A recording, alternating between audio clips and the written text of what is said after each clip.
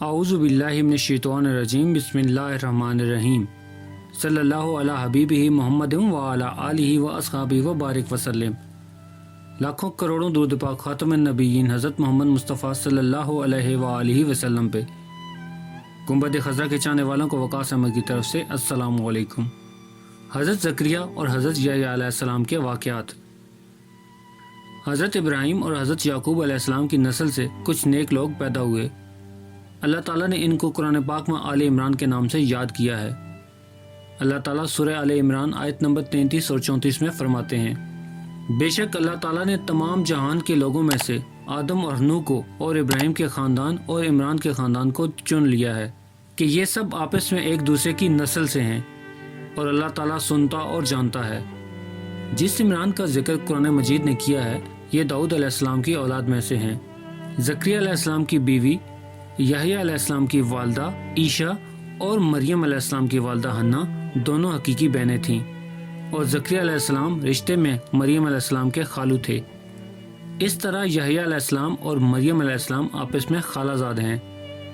اللہ تعالیٰ نے اس دور کے کئی واقعات کی طرف اشارہ کیا ہے۔ سب سے پہلا تذکرہ مریم علیہ السلام کی پیدائش کا ہوا۔ یہ واقعہ دمشق میں ہوا۔ زکریا بن دان سلیمان علیہ السلام کی اولاد میں سے تھے۔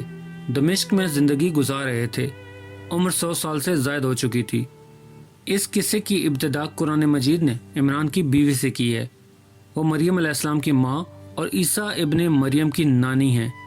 عمران کی بیوی کے ہاں عرصہ دراز سے کوئی اولاد نہ پیدا ہوئی تھی۔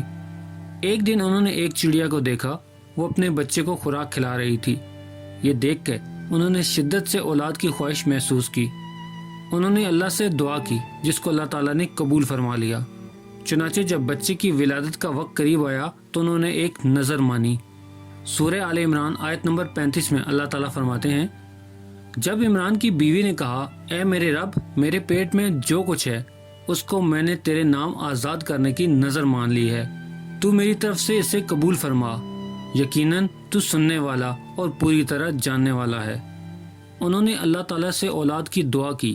اللہ تعالیٰ کے حکم سے جب بچہ پیدا ہونے کی امید ہوئی تو انہوں نے نظر مان لی کہ جس بچے کو جنم دوں گی اسے اللہ تعالیٰ کے لیے آزاد چھوڑ دوں گی تاکہ وہ بیت المقدس کی خدمت کرے۔ زکریا علیہ السلام اور آل عمران بیت المقدس کی طرف نقل مکانی کر چکے تھے۔ بیت المقدس یہودیوں کی عبادت گاہ تھی۔ یہ ان کا طریقہ تھا کہ وہ اپنی اولاد کے بارے میں بیت المقدس کا خادم بنانے کی نظر مانا کرتے تھے۔ بچہ پیدا ہوتا تو علماء کے سپرد کر دیتے تھے، وہ اسے تورات پڑھاتے کہ وہ عبادت کرنے والا بن جائے۔ لیکن ان کے ہاں بچی پیدا ہوئی۔ بچیوں کو تو خدمت کے لیے وقف نہیں کیا جاتا تھا۔ سورہ آل عمران آیت نمبر 36 میں ہے، جب بچی پیدا ہونے لگی تو کہنے لگی، پروردگار میرے ہاں تو لڑکی ہوئی ہے۔ اللہ کو تو خوب معلوم ہے کہ کیا اولاد ہوئی ہے، اور لڑکا لڑکی جیسا نہیں۔ میں نے اس کا نام مریم رکھا ہے۔ میں اسے اور اس کی اولاد کو شیطان مردود سے تیری پناہ میں دیتی ہوں۔ عمران کی بیوی حیرت میں پڑ گئی کہ انہوں نے تو نظر مان رکھی تھی اور لڑکی کو تو بیت المقدس کی خدمت کے لیے وقف نہیں کیا جا سکتا۔ ان کے خاوند عمران بیت المقدس کے عابدوں میں سے تھے۔ بیوی سے مشورہ کیا تو طے یہ ہوا کہ بچی کو ہی خدمت کے لیے وقف کر دیا جائے۔ عمران کی بیوی بچی کو بیت المقدس میں لے آئی۔ جس بچے کو وقف کرنا ہوتا تھا اس کی کفالت کوئی عالم کرتا تھا۔ عابدوں میں اس وقت آپس میں یہ جھگڑا پیدا ہو گیا کہ اس بچی کی کفالت کون کرے گا۔ اس کے لیے آخر یہ طے پایا کہ وہ سب اپنا اپنا قلم پانی میں پھینکیں گے، جس کے قلم پہ کچھ ظاہر ہو وہ اس کا کفیل بن جائے گا۔ چنانچہ سب نے اپنے اپنے قلم پانی میں پھینک دیے اور وہ پانی کے بہاؤ کے ساتھ بہنے لگے، جبکہ زکریا علیہ السلام کا قلم پانی کے مخالف بہاؤ میں بہنے لگا۔ اللہ تعالیٰ سورہ آل عمران آیت نمبر 40 میں فرماتے ہیں، تو ان کے پاس نہ تھا جب وہ اپنے قلم ڈال رہے تھے کہ مریم کو ان میں سے کون پالے گا، اور نہ تو ان کے جھگڑے کے وقت ان کے پاس تھا۔ اس طرح زکریا علیہ السلام کفیل قرار پائے۔ مریم علیہ السلام نے بہت اچھی پرورش پائی۔ وہ بہت تیزی سے پروان چڑھی۔ آپ کا جسم مضبوط اور خوبصورت تھا، بہت نیک اور عبادت گزار تھی، عورتوں میں سب سے زیادہ نیک اور سچ بولنے والی تھی۔ اللہ تعالیٰ نے انہیں اپنے کرامات سے نواز رکھا تھا۔ اللہ تعالیٰ سورہ آل عمران آیت نمبر 37 میں فرماتے ہیں، جب کبھی زکریا ان کے کمرے میں جاتے تو ان کے پاس روزی رکھے پاتے۔ وہ پوچھتے، اے مریم، تیرے پاس یہ روزی کہاں سے آئی ہے؟ تو تو وہ جواب دیتی یہ اللہ کی طرف سے ہے، بے شک اللہ جسے چاہے بے حساب رزق دیتا ہے۔ زکریا علیہ السلام کو جب کہیں جانا ہوتا تو وہ مریم علیہ السلام کے کمرے کا دروازہ بند کر کے جاتے تھے۔ جب واپس آتے تو ان کے پاس رزق رکھا پاتے اور وہاں غیر موسمی پھل ہوتے۔ وہ بہت تعجب کرتے۔ مریم علیہ السلام انہیں بتاتی کہ یہ پھل اللہ تعالیٰ نے آسمان سے نازل کیے ہیں۔ اللہ تعالیٰ سورہ مائدہ آیت نمبر 75 میں فرماتے ہیں، اور عیسیٰ کی والدہ ایک راست باز عورت تھی، اسی لیے ان کے ہاتھ پہ بہت ساری کرامات ظاہر ہو رہی تھی۔ ان کی فضیلت سورہ آل عمران آیت نمبر 42 میں ان الفاظ میں آتی ہے، اور جب فرشتوں نے کہا اے مریم، اللہ تعالیٰ نے تمہیں برگزیدہ کر لیا اور تجھے پاک کر دیا اور تجھے سارے جہان کی عورتوں میں سے چن لیا، سورہ مائدہ آیت نمبر 75 میں ہے۔ مسیح ابن مریم پیغمبر ہونے کے سوا اور کچھ بھی نہیں، اس سے پہلے بھی بہت پیغمبر ہو چکے ہیں۔ بخاری، مسلم، ترمذی اور نسائی کی حدیث ہے، نبی کریم صلی اللہ علیہ وآلہ وسلم نے فرمایا، اپنے زمانے میں مریم علیہ السلام سب سے افضل عورت تھی، اور اس امت میں خدیجہ رضی اللہ تعالیٰ عنہ سب سے افضل عورت ہے۔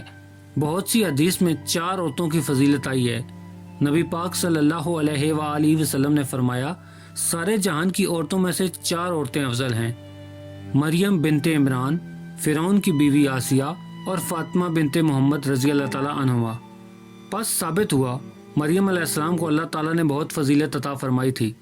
زکریا علیہ السلام نے ان کی فضیلت دیکھی تو ان کے دل میں اولاد کی خواہش پیدا ہوئی۔ وہ اس وقت تک بے اولاد تھے اور عمر 100 سال سے زائد تھی، بیوی 90 سال کی تھی۔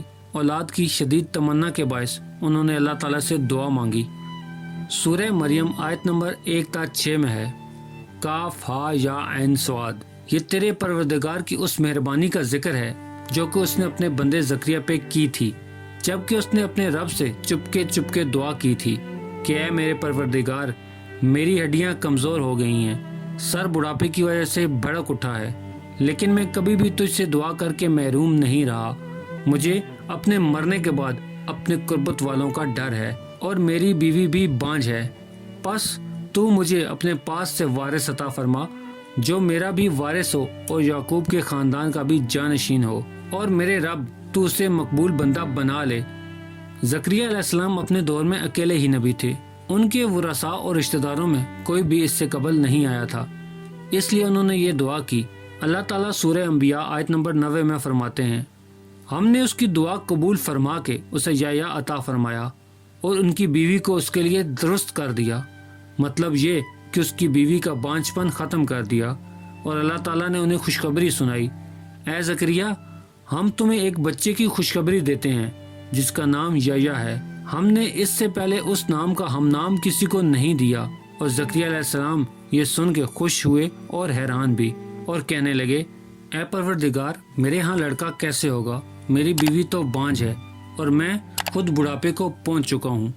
اللہ تعالیٰ نے جواب میں فرمایا، وعدہ اسی طرح ہو چکا ہے، تیرے رب نے یہ فرمایا ہے کہ تیرے رب سے یہ بالکل آسان ہے، میں اس سے پہلے بھی تجھے پیدا کر چکا ہوں حالانکہ تو کچھ بھی نہیں تھا۔ اس پر زکریا علیہ السلام نے کہا، میرے پروردگار، میرے لیے کوئی نشانی مقرر فرما دیجئے کہ میرے ہاں بچہ پیدا ہونے والا ہے، کہ جس سے میں یہ سمجھ جاؤں کہ یہ بچہ بنی اسرائیل پہ نازل ہوگا، تاکہ بنی اسرائیل کو بھی اس کا علم اور فضیلت حاصل ہو جائے۔ تب اللہ تعالیٰ نے فرمایا، ارشاد ہوا کہ تیرے رب کی علامت یہ ہے کہ تو بھلا چنگا ہونے کے باوجود 3 رات تک کسی سے کوئی بات نہ کر سکے گا۔ چنانچہ جب وہ وقت آیا جب وہ کسی سے بات کرنا چاہتا تو وہ کسی سے بات نہیں کر سکتا تھا، البتہ اپنے ذکر میں مصروف رہتا، اور یہ نشانی تھی اس بات کی کہ ان کے ہاں بچہ پیدا ہونے والا ہے۔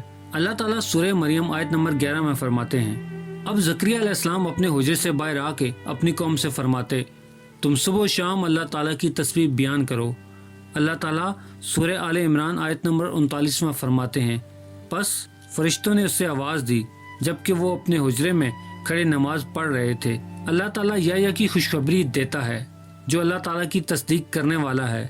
انسان جتنے بھی بلند و بالا مقام پہ پہنچ جائے اور اللہ تعالیٰ سے قرب حاصل ہو جائے، تب بھی وہ اللہ کا بندہ ہی رہتا ہے، اور کسی بھی بلندی پہ پہنچ کے وہ اللہ اور اللہ کا بیٹا نہیں ہو سکتا، اللہ کا شریک نہیں ہو سکتا، وہ وحدہ لا شریک ہے، بے شک وہ پاک ہے باپ بیٹے کی نسبت سے، لہٰذا انسان کی سب سے بڑی گمراہی ہی یہ ہے کہ جب وہ کسی ایسے انسان سے برگزیدہ ہوتے دیکھے جو عقل میں نہ آئے اور عقیدت کی بنا پہ پکار اٹھے کہ یہ ہستی تو خود اللہ ہے جو انسانی شکل میں خود آئی ہے، یا اس کا بیٹا ہے، یا اللہ تعالیٰ کی شریک ہیں، یہ نہیں ہو سکتا۔